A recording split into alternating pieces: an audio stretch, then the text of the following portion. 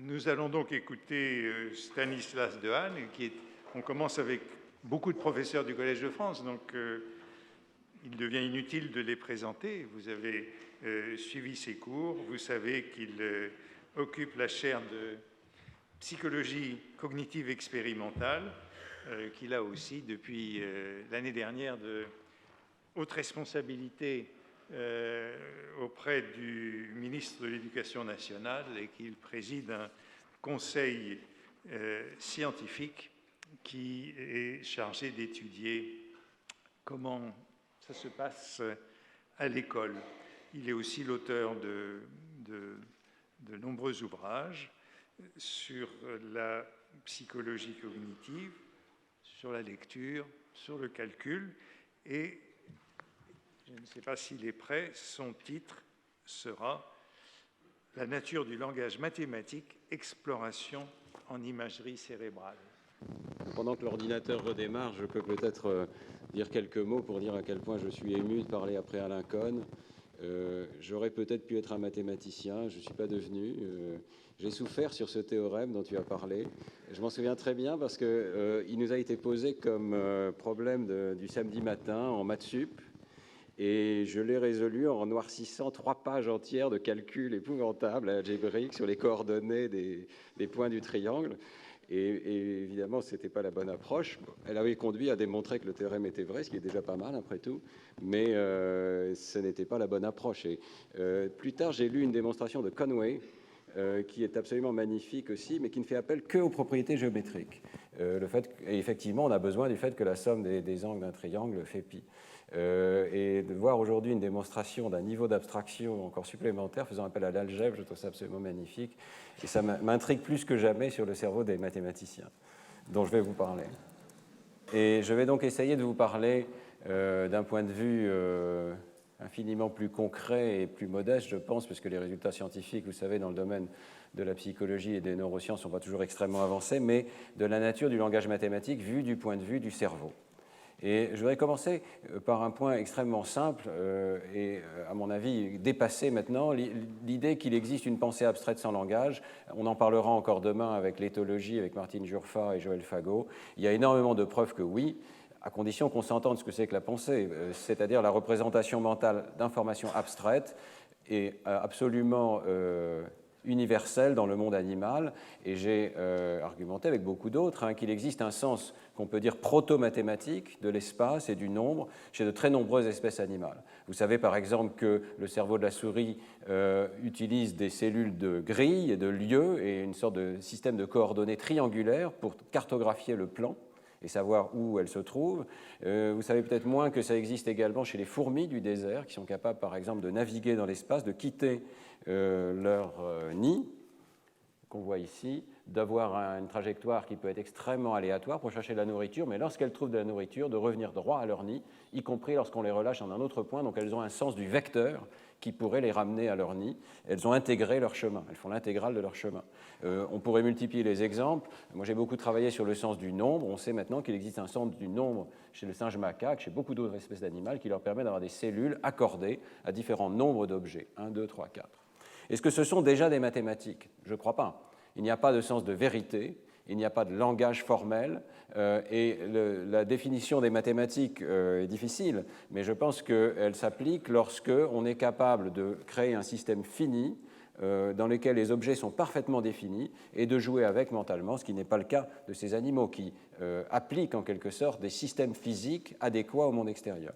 Alors, les mathématiques, évidemment, reposent sur des langages. Ça a été dit dès, par exemple, les écrits de Galilée. L'univers est écrit dans la langue mathématique, mais quels sont ses caractères? Pour Galilée, ces caractères sont des caractères géométriques, des triangles, des cercles, des figures géométriques, sans le moyen desquels il est humainement impossible d'en comprendre un mot. Je pense que c'est une vision un petit peu restrictive, évidemment, de la langue mathématique. La langue mathématique, comme on l'a vu dans l'exposé d'Alain Cohn, est infiniment variée. Il y a des langues sous forme de diagrammes, il y a des langues sous forme de symboles, parfois abscons, comme ici dans les Principia Mathematica. Il y a des formules mathématiques qui utilisent des mots du langage naturel, mais dans un sens différent, comme l'a dit Alain, de celui habituel. Quel est ce langage, ou quels sont ces langages mathématiques? Quelle est leur nature? Et là, il y a une controverse que je voudrais essayer de traiter par des moyens expérimentaux, qui est la relation entre le langage mathématique ou les langages mathématiques et le langage naturel. On a un premier point de vue qui est celui de Noam Chomsky, évidemment linguiste, et qui ramène les mathématiques dans le domaine du langage en écrivant que les capacités mathématiques trouvent leur origine dans une abstraction à partir des opérations linguistiques. Donc pour lui, avec l'apparition de l'espèce humaine, il y a eu apparition du langage, et c'est le langage qui a permis de développer des systèmes mathématiques, musicaux, avec toujours une sorte de prépondérance de l'évolution de la faculté du langage dans l'évolution des compétences humaines. Et puis on a d'autres points de vue très différents, souvent celui des praticiens des mathématiques. Il y en a beaucoup dans le livre d'Adamar qu'Antoine Compagnon a mentionné, par exemple le point de vue d'Einstein qui dit les mots et le langage, écrits ou parlés, ne semblent pas jouer le moindre rôle dans le mécanisme de ma pensée. Les anticèpes psychiques qui servent d'éléments à la pensée sont certains signes ou des images plus ou moins claires qui peuvent à volonté être reproduits ou combinés. C'est un peu le point de vue de Galilée au départ. Ce n'est pas la langue naturelle qui sert en mathématiques. Alors, on a au laboratoire essayé d'adresser cette question avec un certain contexte qui est celui que j'ai décrit dans mes livres. Ici, c'est la version anglaise de la bosse des maths, le sens des nombres. L'idée que, bien sûr, nous héritons de notre évolution un certain nombre de ces compétences animales qu'on a vues dans des diapositives précédentes. Notre cerveau a internalisé des représentations non verbales, pré-verbales, puisqu'elles précèdent l'apparition du langage, du temps, du nombre, et que nous partageons avec de nombreuses espèces animales. Mais il y a quelque chose évidemment de particulier dans les mathématiques humaines, cette capacité de formaliser, sous forme de symboles, ces objets, de les recombiner. Et la question, est-ce qu'ils restent attachés aux systèmes non-verbaux? C'est le point de vue que j'ai développé avec cette idée de recyclage neuronal, c'est-à-dire que nous faisons des mathématiques en reformalisant des objets qui sont déjà présents sous forme d'intuition initiale, de nombres, d'espace, de temps, et les connaissances mathématiques restent attachées à ces noyaux de connaissances non-verbaux, d'où nous parlera aussi Elisabeth Spelke dans quelques instants. Alors, qu'en est-il? Comment savoir? Eh bien, le premier point de départ, c'est l'existence maintenant d'un réseau d'aires du langage dans le cerveau humain qui est bien identifié. Même si on ne connaît pas encore exactement son fonctionnement, on sait en gros où se trouvent les aires du langage naturel dans le cerveau humain.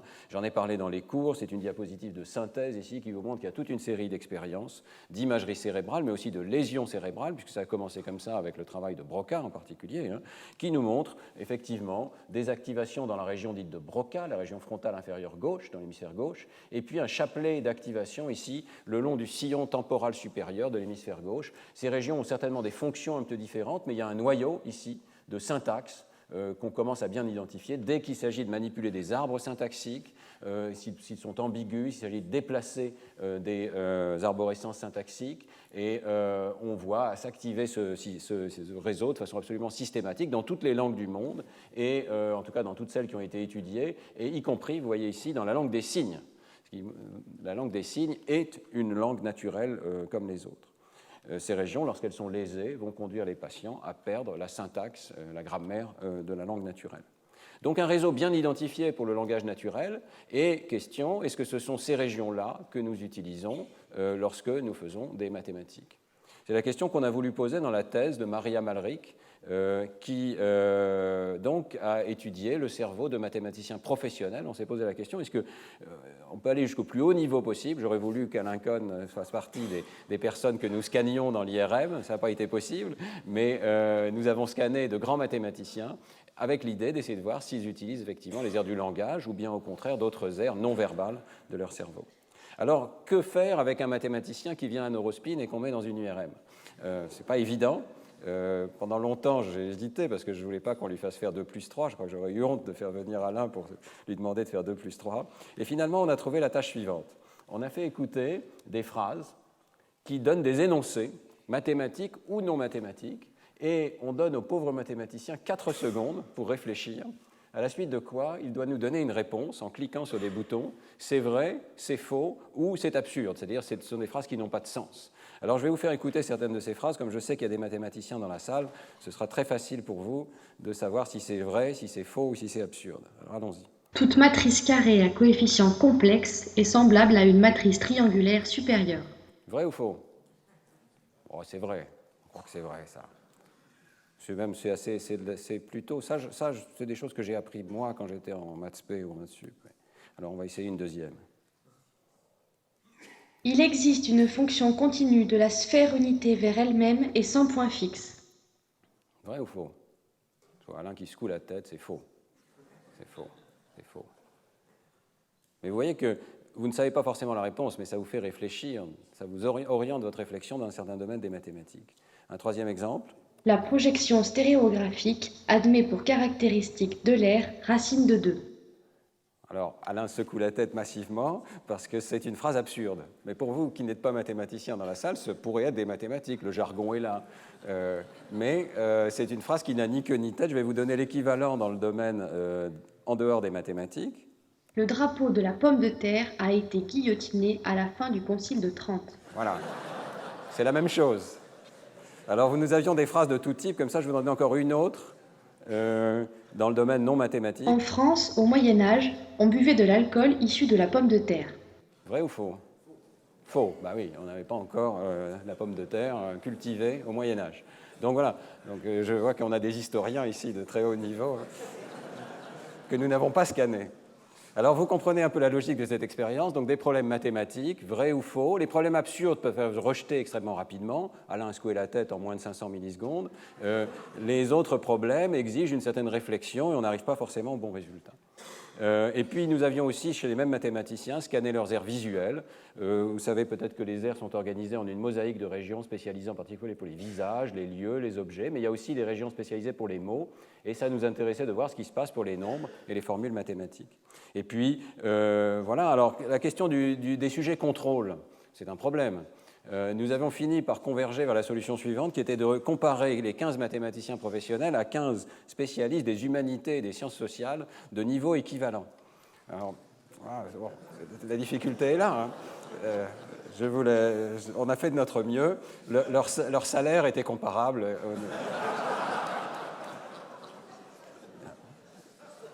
Alors, très vite, pour vous dire qu'on a quand même beaucoup travaillé sur ces stimuli, d'ailleurs avec l'aide de collègues mathématiciens, parce que ce n'est pas évident de concevoir des phrases qui soient appropriées pour les mathématiciens, on est arrivé à un bon résultat, puisque vous voyez ici le taux de réussite dans l'IRM de ces sujets. Donc, c'est difficile, ils sont très loin de 100%. Comme il y a 3 possibilités, le niveau du hasard est 33%. Ils sont plutôt de l'ordre de 60-70%.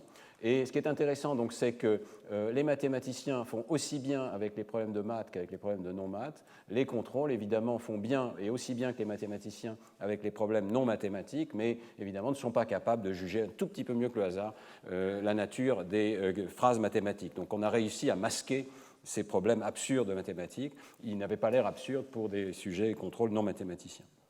Maintenant, je vous montre l'activation cérébrale en IRM au moment de la période de réflexion mathématique. Et là, on a observé un résultat tout à fait clair, c'est que les 4 sortes de phrases mathématiques que l'on présentait divergeaient radicalement de la 5e catégorie, qui était les problèmes non mathématiques. Autrement dit, il y a un réseau cérébral qui s'allume dans le cerveau des mathématiciens dès qu'il y a une réflexion mathématique, que ce soit en analyse, en algèbre, en topologie ou en géométrie, autant qu'on puisse séparer ces problèmes, ce qui n'est pas complètement évident. Vous voyez que ce réseau est très caractéristique, il comprend les aires pariétales, le sillon intrapariétal bilatéral, des régions temporales ventrales qui étaient beaucoup moins connues et une partie dorsale du cortex préfrontal, ici bilatérale également. Et à chaque fois, vous voyez, donc, la phrase se déroule et à la fin de la phrase, ce réseau entre soudainement en activité, mais pas du tout. Au contraire, il va même se déactiver souvent pour les phrases non mathématiques ici. Donc, vraiment un système caractéristique que l'on voit chez les mathématiciens professionnels ici, et qu'on ne voit pas chez les sujets contrôle, qui ne font pas la différence entre la valeur de vérité ou non, ou même l'absurdité de ces problèmes mathématiques, ce qui crée une interaction, ce qui fait que ce réseau ici en bleu est caractéristique du cerveau des mathématiciens professionnels, différent du cerveau des autres mortels, si je puis dire. Alors, plus intéressant peut-être, nous n'avons pas observé de grandes différences dans ce réseau entre les différents types de problèmes mathématiques. Donc le principal réseau qui est en rouge ici, c'est ce qu'il y a de commun entre les 4 grands domaines des mathématiques qu'on a étudiés. Mais il y a quand même de petites différences. Alain a mentionné que parfois on fait appel à des objets visuels en mathématiques. Nous avons effectivement trouvé que lorsqu'on travaille en géométrie, il y a un peu plus d'activité dans les régions postérieures du cortex pariétal ici et dans des régions un tout petit peu plus postérieures de la région occipito-temporale gauche, ce qui suggère peut-être un début d'imagerie mentale. Néanmoins, ce n'est pas du tout les aires occipitales, vous voyez. Ce n'est pas une vision extraordinairement concrète probablement, des problèmes. On est déjà à un haut niveau d'abstraction dans ces aires visuelles. Et puis, nous avons aussi obtenu des jugements individuels pour chaque mathématicien, pour chaque problème. Est-ce que vous avez utilisé une imagerie visuelle? Et on a trouvé de petits corrélats de l'activité cérébrale, toujours dans ce même genre de région ici, pariétale postérieure, pariéto-occipitale et puis occipito-temporale, mais avec vraiment un degré d'activation assez faible. Vous voyez que quand même les problèmes activent ces régions de façon très similaire. Donc ce qui frappe au premier abord, c'est surtout l'aspect commun des mathématiques, l'intégration des différents types de mathématiques vers un réseau commun, et alors un réseau qui n'est pas du tout le même que celui qui est impliqué dans la réflexion sémantique générale. Lorsque vous réfléchissez au Moyen-Âge et aux pommes de terre, eh bien vous activez ces régions en vert ici, qui sont complètement différentes. Vous voyez qu'ils s'allument pour les problèmes non mathématiques, mais pas pour les 4 autres sortes de problèmes mathématiques ici, qui sont bien connus, qui sont un réseau déjà connu dans la littérature pour représenter des aires associées à la réflexion sémantique sur le sens des phrases. Donc les deux pôles temporaux, ici, ou les régions antérieures du lobe temporal, la région du gyrus angulaire à gauche et aussi à droite, et puis des régions extrêmement mésiales et antérieures du cortex frontal. Alors évidemment, sur cette image, comme c'est maths plus que non maths ou non maths plus que maths, il ne peut pas y avoir d'intersection. Néanmoins, nous avons aussi une autre image qui est peut-être plus intéressante, c'est lorsqu'on compare les phrases compréhensibles avec les phrases sans signification chez les mathématiciens. Lorsque les phrases n'ont pas de signification, il y a beaucoup moins de travail qui est fait par ces aires cérébrales, et donc ça crée une différence d'activité, et là, il pourrait y avoir un recouvrement entre ces deux réseaux, celui des mathématiques en bleu et celui des connaissances sémantiques générales en vert, mais il n'y a pas de recouvrement. En fait, on utilise des aires complètement différentes pour faire un jugement sémantique dans le domaine de l'histoire ou de la géographie et un jugement dans le domaine des mathématiques. Donc vous voyez ici ces aires qui commencent à s'activer. Voilà par exemple les régions mathématiques ici en bleu, le cortex pariétal. Vous avez un début d'activation pour les phrases sans signification, et puis le mathématicien très vite s'arrête de travailler, secoue la tête, je pense, enfin j'espère que non dans l'IRM parce qu'il ne doit pas bouger, mais il s'arrête en tout cas de travailler. Vous voyez que l'activation s'arrête lorsque la phrase est absurde. Lorsque la phrase a du sens, il y a un travail supplémentaire qui est fait, et cette différence est identifiée ici au niveau de la carte d'activité. Et on a exactement le phénomène inverse, évidemment, pour les phrases non mathématiques. Ici, un début d'activité pour les phrases absurdes, le drapeau de la pomme de terre, et puis ça s'arrête là, alors qu'il y a beaucoup plus d'activité lorsque vous devez y réfléchir. Donc on a vraiment deux réseaux complètement différents. Et quel est leur rapport avec les aires du langage? Eh bien évidemment, quand on écoute une phrase, et dans tous ces cas on écoute une phrase, on a une activation des aires du langage. Donc je vais vous donner ce chapelet d'aires cérébrales ici, temporale et frontale inférieure, elle s'active, bien entendu. Elle s'active en fait de façon transiente liée à la phrase. Vous savez qu'on ne mesure pas directement l'activité neuronale, on mesure le débit sanguin, donc on voit quelque chose qui est un petit peu plus tardif que la phrase elle-même, mais c'est lié à la phrase, c'est l'activation liée à la phrase ici, qui est absolument commune aux 5 types de problèmes. Et ensuite, très vite, l'activation va diverger vers l'un ou l'autre de ces réseaux, suivant qu'on fait des mathématiques ou qu'on est en train de réfléchir à l'histoire ou à la géographie. Si quelque chose, les aires du langage comme le pôle temporal sont plus activées par les problèmes non mathématiques que par ceux en mathématiques. Voilà.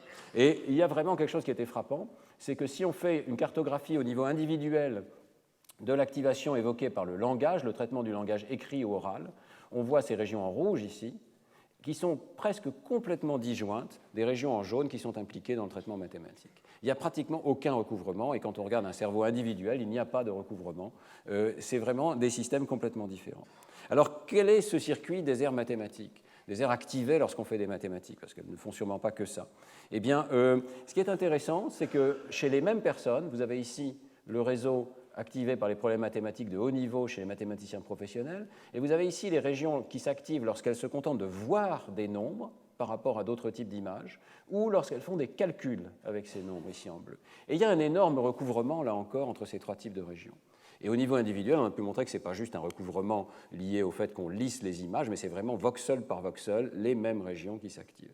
Donc, ça correspond tout à fait à cette idée de recyclage neuronal. Lorsqu'un grand mathématicien fait des mathématiques, il réutilise des réseaux qui sont là pratiquement depuis le départ, que l'on voit chez le très jeune enfant, qui sont déjà activés lorsqu'on fait un traitement sur les nombres, lorsqu'on fait un calcul mental. Nous avons tous ces réseaux dans cette salle, même si nous ne sommes pas des mathématiciens professionnels, mais le mathématicien professionnel les réutilise, les différents différencie, parvient à les faire répondre à des concepts de beaucoup plus haut niveau que le simple concept de nombre. Donc nous connaissions déjà les régions pariétales impliquées dans le sens des nombres et peut-être moins connue cette région ventrale ici qui est impliquée dans la reconnaissance visuelle des nombres bilatérales ici. Ça a été découvert en fait au départ pas par l'IRM et relativement récemment, vous voyez que ce papier date de 2013 ici, ça a été découvert par l'enregistrement avec électrodes intracrâniennes chez des patients épileptiques chez qui on peut mettre des électrodes pour identifier et diagnostiquer leur épilepsie. On enregistre des réponses de très haute fréquence, ici au-delà de 70 Hz, qu'on appelle les réponses dans la bande haut gamma.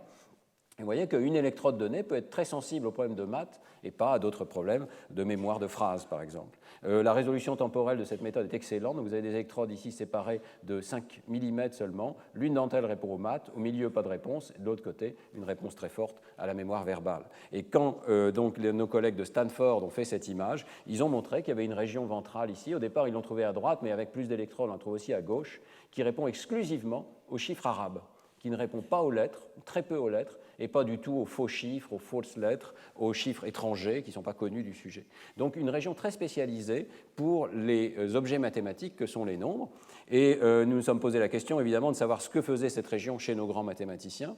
Alors voilà un petit peu à quoi ressemble cette mosaïque de régions dont je vous parlais tout à l'heure, chez les mathématiciens et chez les sujets qui nous ont servi de contrôle ici. Vous voyez que chaque couleur indique une préférence pour une catégorie d'objets. Donc par exemple en rouge, vous avez la région bien connue de réponse au visage, qui existe dans l'hémisphère gauche, mais qui est surtout présente dans l'hémisphère droit ici, et on la voit en rouge. Et latéral à cette région, vous avez les réponses. Alors, les réponses aux mots, on ne les voit pratiquement pas, on les voit un tout petit peu ici en rose, ici, c'est cette région de la forme visuelle des mots. Et encore plus latéral, vous avez les réponses aux nombres et aux formules mathématiques. Les réponses aux formules mathématiques ne sont pas inexistantes, puisque ce sont des objets visuels chez les personnes qui ne sont pas mathématiciennes, mais vous voyez qu'elles sont beaucoup plus grandes et intenses chez les personnes qui sont devenues des mathématiciens professionnels. C'est quelque chose qu'on a pu valider. Il y a une augmentation de la réponse d'une région qui existe chez chacun d'entre nous, à nouveau, qui répond au nombre, qui continue de répondre au nombre, mais avec une force supérieure chez les mathématiciens, et qui répond surtout aux formules mathématiques, à tout cet éventail de notations mathématiques que le mathématicien doit maîtriser lorsqu'il a été entraîné. Donc c'était une différence significative. Au passage, je voudrais vous en montrer une autre qui est peut-être intéressante, mais qui reste encore à explorer. Mais vous voyez qu'on voit le cerveau entier, on voit toutes les catégories d'objets ici. Donc est-ce que vous pouvez deviner quelle est la catégorie d'objets qui montre un effet dans l'autre sens, c'est-à-dire où il y a moins d'activité cérébrale pour les mathématiciens que pour les sujets contrôle? Eh bien, les visages. Eh bien oui, on a trouvé, c'était de façon un peu inattendue comme ça, que si on regarde en cerveau entier, la région de l'hémisphère droit qui est impliquée dans le traitement des visages est beaucoup moins activée chez les mathématiciens que chez les sujets contrôle. Alors, ceci, c'est un résultat de pure imagerie cérébrale, ça ne veut pas dire qu'il y a des conséquences comportementales. Néanmoins, nous connaissons tous des mathématiciens, j'ai failli en être un moi-même. C'est l'occasion, je pense, de vous raconter une blague, puisqu'Alain a commencé avec des histoires. Vous savez à quoi on reconnaît un mathématicien extroverti? C'est celui qui regarde vos chaussures. Donc, il est possible, effectivement, mais le problème de la causalité est posé par ces expériences ici. Nous avons une différence cérébrale qui est claire, qui est significative. Évidemment, nous ne pouvons pas savoir dans quelle direction fonctionne la causalité. C'est-à-dire, est-ce que l'apprentissage des mathématiques a interféré à un moment avec l'organisation de ce système pour les visages, ou bien est-ce qu'il y avait des différences au départ qui ont conduit certains mathématiciens à s'intéresser plus aux mathématiques qu'à d'autres choses? Nous ne pouvons pas le savoir, et je m'arrête là sur ce sujet qui est difficile. On n'a pas de plus de données pour l'instant que cette observation. Alors, je vais peut-être passer là-dessus parce que je crois que je n'ai pas de temps. Je vais juste vous dire que ce résultat qui a été obtenu avec des faits mathématiques extrêmement complexes, Maria Malric, dans sa thèse, l'a répliqué plusieurs fois, avec notamment des problèmes mathématiques beaucoup plus simples. On n'a pas besoin de scanner des mathématiciens professionnels, on peut scanner des topins comme je l'étais en maths sup ou en maths spé. Ce qui était intéressant, c'était de voir si ça restait vrai même pour des problèmes algébriques. Par exemple, tout le monde connaît par cœur A plus B fois A moins B égale A2 moins B2. Bon. Est-ce que ça, c'est déjà du domaine du langage, ou bien est-ce qu'on active tout de suite le régime des mathématiques? Est-ce qu'il y a une notion de par cœur, de connaissances mémorisées qui ferait appel aux heures du langage? Donc nous avons étudié d'autres domaines des mathématiques. Notre idée était aussi de voir si, lorsqu'il y a vraiment une sorte de géométrie Dans le domaine des nombres complexes, par exemple, eh bien, lorsqu'on visualise le cercle des nombres complexes, le cercle des puissances, des racines de l'unité, est-ce qu'on peut voir s'activer des régions visuelles. Et puis nous avions fait une deuxième expérience qui allait un petit peu plus loin aussi, qui essaie de dire est-ce qu'il n'y aurait pas au sein du langage l'activation du réseau mathématique. Lorsque vous énoncez une phrase comme « certaines plantes vertes ne sont pas grimpantes », il y a de la logique là-dedans, il y a un quantifieur, il y a une négation. Est-ce qu'il suffit d'ajouter une forme de logique à l'intérieur du langage pour commencer à activer les aires mathématiques? Ou bien est-ce qu'on continue d'observer une séparation simplement liée au vocabulaire, hyperboloïde, sinus, etc. Cette expérience était aussi intéressante parce qu'on est vraiment allé à des choses extraordinairement simples. On n'a plus cette période de réflexion. D'ailleurs, la période répond immédiatement. Hein. On dit la fonction sinus est périodique et n'importe quel mathématicien vous dit oui, bien sûr, c'est vrai. Versus les bus de Londres sont rouges. Vous voyez, vous pouvez répondre de façon tout à fait immédiate. Eh bien, les résultats ont été entièrement répliqués avec ces expériences et il continue d'avoir une séparation majeure entre l'effet mathématique et l'effet dans les autres domaines. Même s'il y a des négations dans les phrases, par exemple, ça ne suffit pas à activer le réseau en bleu ici, qui est ce réseau qu'on voit activer pour les problèmes mathématiques. Et inversement, il suffit de poser la question est-ce que la fonction sinus est périodique pour avoir immédiatement une activation de ces régions. Vous voyez, ce qu'on perd ici, c'est on perd l'activation des régions frontales. On a l'impression que la connaissance en question devient tellement automatisée qu'elle se concentre dans les aires postérieures du cerveau. Mais ce sont quand même les mêmes aires qu'au départ, donc les régions pariétales bilatérales, temporales inférieures bilatérales, alors que ce sont les régions temporales antérieures qui stockent vos connaissances non mathématiques. Question supplémentaire qui nous a été permis de poser grâce à des suggestions, en particulier de Cédric Villani. On a découvert, j'aurais dû le savoir évidemment, qu'il existe aujourd'hui en France des mathématiciens de très très haut niveau qui sont aveugles et qu'il n'est pas du tout impossible d'être un grand mathématicien lorsqu'on est aveugle. Il y a des cas historiques qui sont bien connus et qui sont cités par exemple dans la lettre aux aveugles de Diderot, c'est le cas de Nicolas Sanderson, qui est devenu aveugle dans sa première année de vie et qui est devenu un très grand mathématicien au point qu'il a occupé la chaire de Newton à Cambridge.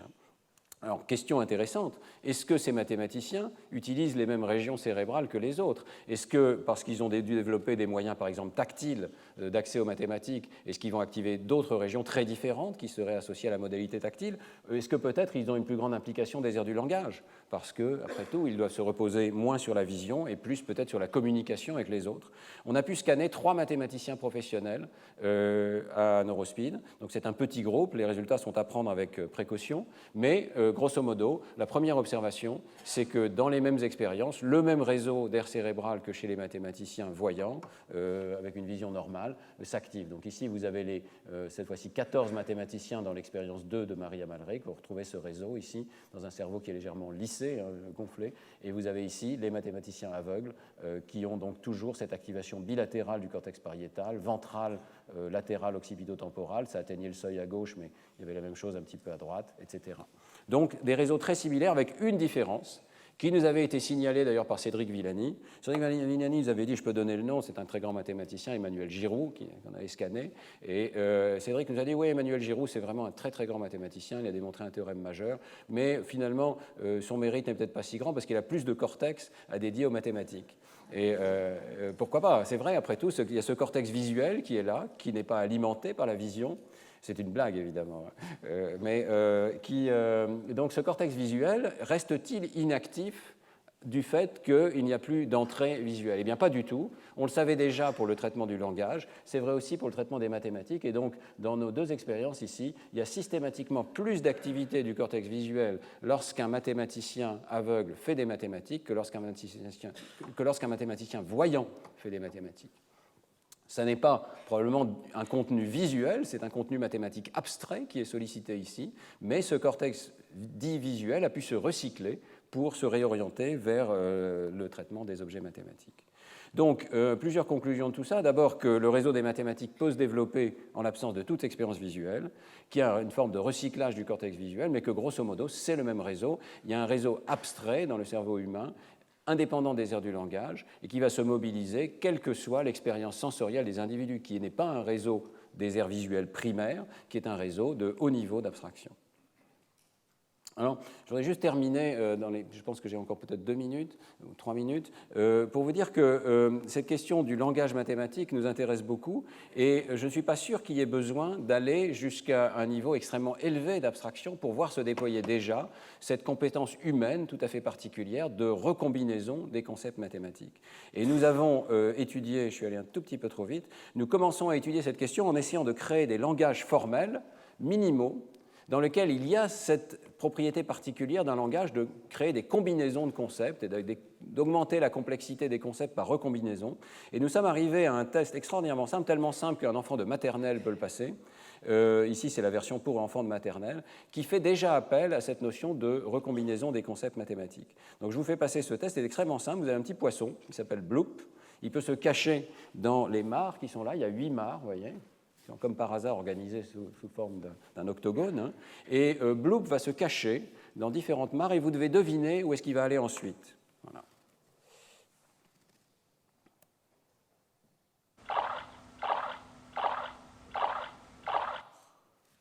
Alors, vous savez où il va aller, là? Là, là et là. Vous êtes d'accord? Bon. Alors, c'est quand même extraordinaire. Il n'y a pas un réseau de neurones qui est capable de faire ce que vous venez de faire.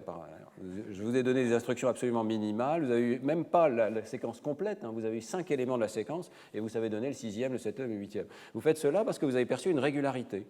Et la régularité est mathématique, en quelque sorte. La régularité peut être décrite par un langage mathématique qui fait appel à des primitives extrêmement simples, passer au suivant, passer au deuxième suivant, et puis et les symétries par rapport aux axes. Et là, vous avez vu un zigzag qui peut être décrit comme plusieurs segments horizontaux en redémarrant à chaque fois au point suivant, ce que donne cette formule ici. Donc on a conçu un petit langage mathématique, mais tout ce que vous devez faire ici, c'est d'anticiper le point suivant, et on peut faire une autre tâche qui est simplement de mémoriser les items, et votre performance dans cette tâche est définie par une mesure qu'on appelle la longueur minimale de description, ou complexité de Kolmogorov, c'est-à-dire à quel point vous pouvez comprimer les informations que vous avez mémorisées en utilisant ce langage de la pensée, et la formule dans le langage intérieur est minimale. Voilà. Plus la formule est minimale, donc plus la longueur de description est petite, plus les performances des sujets sont bonnes, et on a une assez bonne relation ici entre les performances et cette variable de complexité. Ce qui est intéressant, c'est que nous avons fait ça chez des adultes. Bon, ils sont éduqués en France ici, mais ça marche aussi chez les enfants de maternelle, avec des exceptions que je n'aurai pas le temps de discuter, et y compris chez les Indiens d'Amazonie. Donc il y a vraiment une sorte de langage spatial universel qui s'applique indépendamment de l'éducation qu'on a reçue et qui permet de formaliser en quelque sorte ce micro-domaine des mathématiques ici et de comprimer les informations. Le langage ici est vu comme un compresseur d'informations. Alors on peut aller assez loin avec cette tâche. Par exemple, on n'a pas besoin de donner la moindre instruction au sujet, on peut juste lui dire tu vas suivre du regard ce qui se passe. Donc tu vas suivre, voilà, et tu suis. Et en fait, quand on demande à une personne de suivre, évidemment, si elle comprend, elle ne fait pas que suivre, elle anticipe.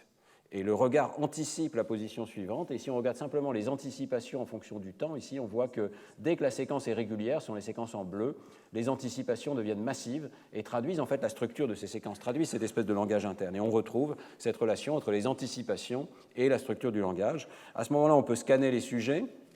Je suis obligé d'aller très vite, mais on scanne les sujets qui sont en train de faire cette tâche élémentaire et on voit que les formules, la complexité de la formule mentale qui leur permet de coder les séquences spatiales corrèle directement de façon positive avec l'activation de ce réseau d'air répondant aux mathématiques, y compris toujours les régions pariétales. Ça descend jusqu'à la région de Broca et en fait la région de Broca est celle qui corrèle le plus avec la complexité de la formule. Mais quand je dis la région de Broca, c'est un terme extrêmement flou. En fait, on est juste dorsaux aux aires traditionnelles du langage. Vous voyez, c'est très en haut dans le cerveau. Et si on compare formellement avec les aires du langage dans le même sujet, on retrouve le résultat précédent, c'est-à-dire que les aires du langage ne sont pas concernées par ces régions en jaune ici qui sont activées par cette tâche de géométrie spatiale. Par contre, les aires qui sont activées se recouvrent très largement avec les aires qui sont impliquées dans le calcul mental, par exemple. Donc on retrouve ce résultat que on a besoin d'un langage géométrique pour décrire ce qui se passe dans cette tâche. Même les jeunes enfants appliquent tout de suite un langage géométrique.